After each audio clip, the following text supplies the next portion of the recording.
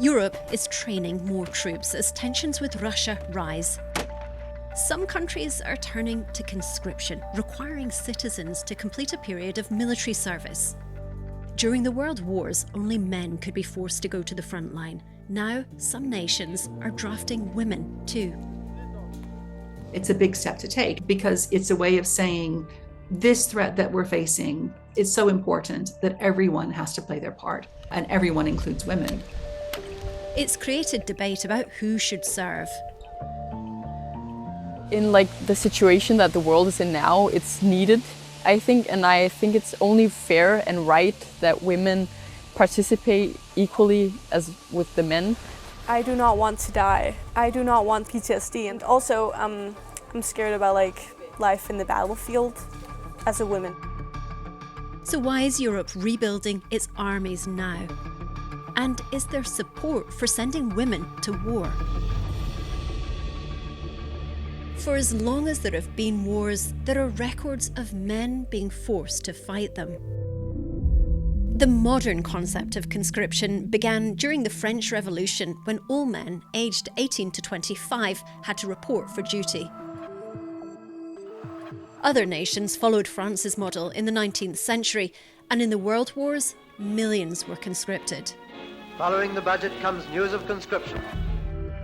Women were drafted too, working on farms, in factories, and in hospitals. Some served in the military, but they weren't sent to the front line. Those that did go, like one of the Soviet Union's top snipers, Lyudmila Pavlichenko, nicknamed Lady Death, were volunteers. Each group participate in Europe's first simulated atomic military maneuvers. Across Europe, conscription policies were kept until the end of the Cold War, when hopes of lasting peace led many countries to phase it out. The fall of the Berlin Wall, and there was a broad restructuring in a lot of European countries that happened of our militaries. Defense spending shrank, militaries shrank with them. But some countries never suspended conscription, with Russia and several former USSR states also retaining forms of Soviet-era military service. Those are mostly countries that are close to some sort of territorial threat, whether that is Greece and Turkey, or whether that is the countries that are bordering Russia.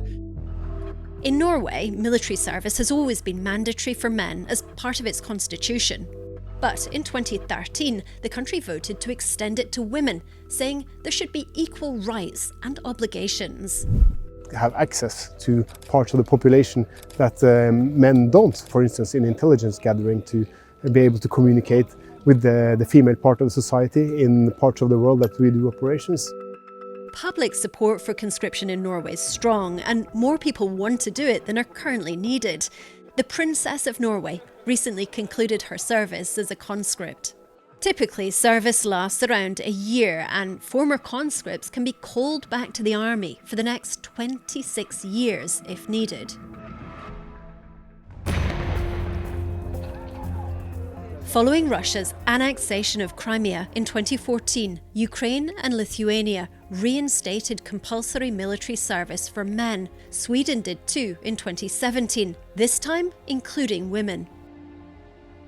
Countries that have introduced conscription for women in Europe have tended to be Northern European countries, which are not only closer to Russia, but they're also countries that have valued gender equality very highly.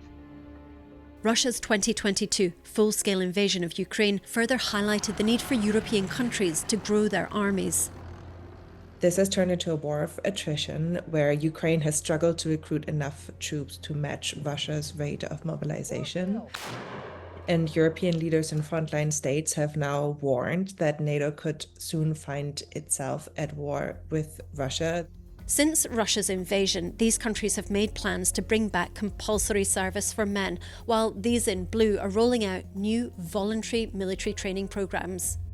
Denmark has also said it would extend its draft from 4 to 11 months, and that women would have to serve too.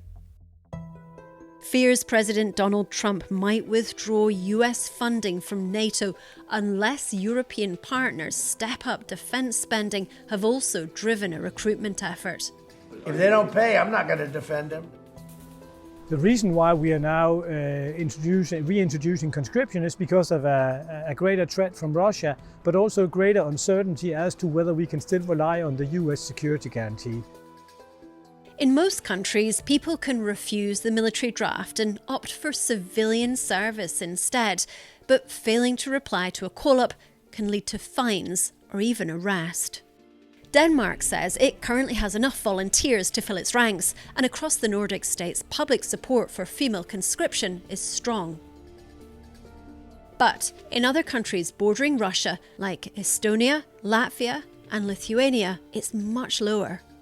Despite this, some politicians, like Latvian Defence Minister Andris Spruds, say women are needed. Because we live next to aggressor country, because we need to strongly increase our comprehensive defense. Women, the gender-neutral approach, this is crucial in general. This is principle which strengthens our defense and our security of our people within specific nations, but also in NATO at large. At the moment, these calls are just proposals, but a falling birth rate could make the situation more urgent. The problem will arrive about 2040 because birth cohorts of the past 2 or 3 years have been so low that if we are still in the same security situation, then we will not have enough people. Gender-equal conscription will mean armies need to make provisions for uniform and weaponry, which are largely designed for men. And there are fears about women operating in male-dominated environments. Increasingly, we're seeing examples coming from European countries where women soldiers are very vulnerable to sexual harassment, abuse, assault, and militaries have struggled to understand how to deal with this. But countries hope that despite the challenges, increasing defences like this will prevent future Russian aggression. The promise of conscription remains really powerful because it offers a path to building up military reserves, which a big factor in deterrence.